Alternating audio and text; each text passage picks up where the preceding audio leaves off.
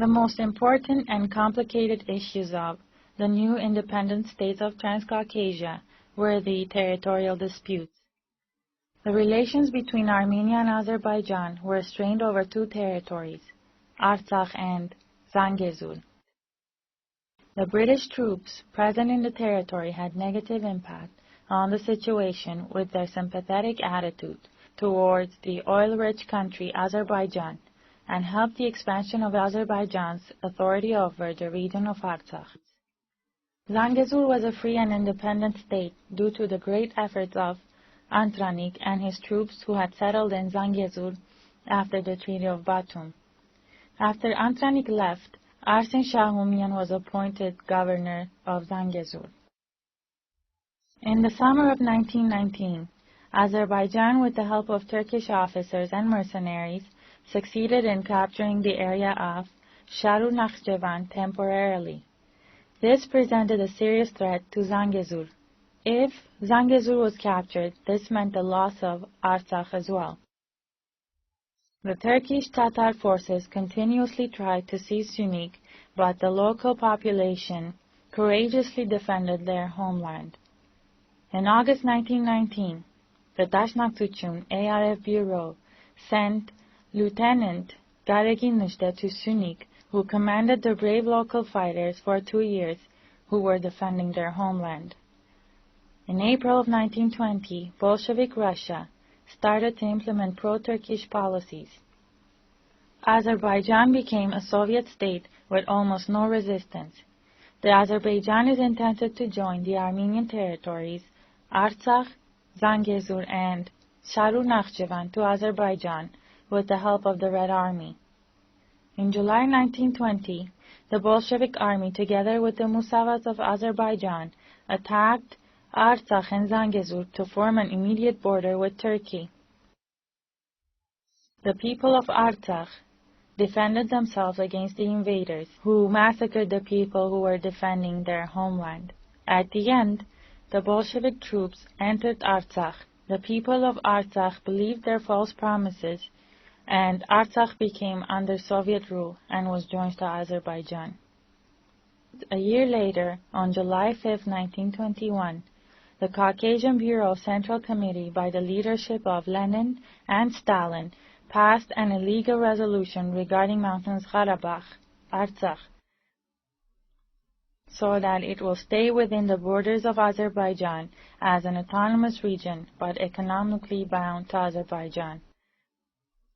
In 1923, the autonomous region of Mountainous Karabakh was formed. The borders of these regions were decided such that it would not be in direct contact with Armenia. The political realities of Zangezur were completely different.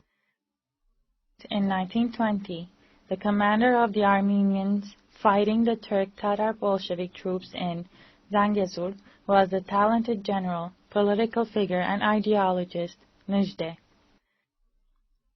The Red Army invaded Goris, Sisyan, Kapan, and proceeded towards Genvaz and Meghri to join the Turkish forces in Ordubat Nakhjevan. The Rose troops retreated to Daralagyas from Zangezur Sisyan in August to avoid the Bolsheviks. In September and November of 1920, Nijde, with the help of the people, liberated Kapan, Sisyan, and Goris. On December 25, 1920, at the Tatev conference, Sunik was declared an autonomous region. Nijde became the Sparapet, meaning Chief of Army of Sunik. On April 27, 1921, at the Second Conference of Tatev, Sunik was declared an independent state and was called Mountainous Armenia. Nijde was elected Prime Minister of Zangezur, and from then on, negotiations began to join Zangezur to Soviet Armenia. Zangezur became part of Soviet Union and saved by the efforts of Nijde from sharing the fate of Artsakh.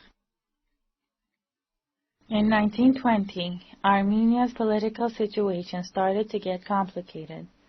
The political interests of Bolsheviks fighting against the Western Alliance and the Turks with Kemal movement, eastern states of Turkey were similar. Armenia, who was part of the Western Alliance, was stuck between Russia and Turkey, trying to solve its territorial issues with the help of the West. Armenia was considered as an agent of international imperialism and was left alone to fight the Bolsheviks and the Turks. In August 24, 1920, a friendship treaty was signed in Moscow between Soviet Russia and Turkey. One of the aims of the treaty was to annul the Treaty of Sèvres. The Bolsheviks were providing the Kemal Turks with ammunition by the Baku-Nakhchivan and Novorossiysk-Trabzon routes. On September 23 of 1920, after signing a friendship accord with Bolsheviks, Turkey attacked Armenia with an army of 30,000 and captured Kars, Den, Alexandropol. The success of the Turks was due to the unorganization and desertion of the Armenian army. Also, one part of the army was trying to defend the eastern borders against the Bolsheviks. The Soviet government, taking advantage of the fear of Armenians from the Turkish threat, demanded the surrender of Armenia to the Soviet rule. At the meantime, the 11th Division of Soviet Army was already at the borders of Armenia. On November 29th, a group of Bolshevik Armenians arrived from Baku to Kazakh, then to Ijevan, and by the leadership of their president of the Revolutionary Committee, Sarkis Gasyan, they declared the instatement of Soviet rule in Armenia.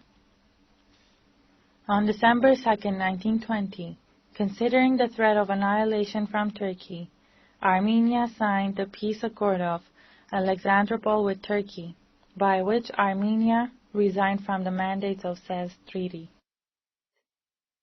Kars and Surmalu regions were passed on to Turkey, and Nakhichevan was temporarily passed to Turkey, which in 6 months' time, by the agreement of Moscow, was given to Azerbaijan.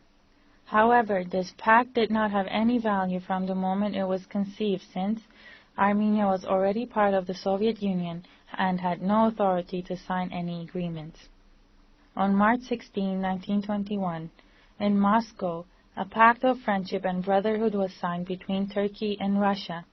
By this pact, Kars and Surmalu regions were given to Turkey, and the border of Armenia and Turkey was to be the Akhurian and Arax rivers. This border is still in effect. By the third article of the agreement, Nakhichevan became an autonomous region under the sovereignty of Azerbaijan, so that it would not have been subject to a third country, that is, Armenia. Another anti-Armenian step of Russia was the confiscation of the mountainous region of Karabakh and its joining to Azerbaijan. The Kars Agreement of October 13, 1921, was a repeat of the Moscow Agreement, but signed between Turkey and the 3 countries of Transcaucasia. The Moscow and Kars treaties finalized the release of the Armenian lands to Turkey and Azerbaijan.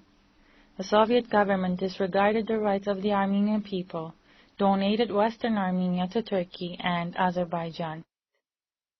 Armenia became a Soviet republic with an area of 29,800 kilometers squared.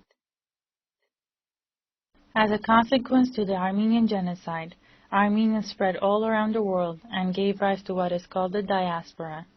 At the beginning of the 20s, there were 1 million Armenians in the diaspora.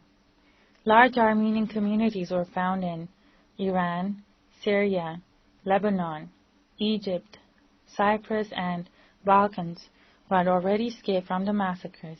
Other Armenian communities formed in France, United States, Canada, and later on, Argentina, Australia, and others.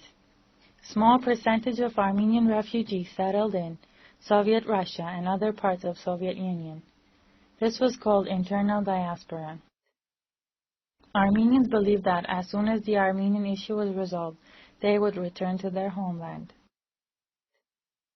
In the 1920s to 30s, a small number of the Armenians living in diaspora were allowed to return to Armenia.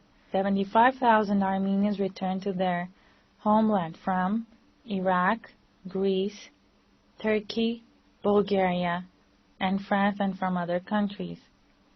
Another movement of Armenians was initiated after World War II, when the Soviet Union raised the issue of returning part of the Kars region to Soviet Armenia. In 1946 and 1948, 100,000 Armenians returned from Near and Central Eastern countries, Balkans, France, and other countries, with the hopes of settling in Kars. However, this dream was never realized, since the international relations became strained once again. Diaspora Armenians were forced to settle in Soviet Armenia. The Armenians who returned from diaspora lived through very difficult times, mostly caused by the Soviet regime. They were called spies and agents of imperialism and subjected to psychological and physiological tortures.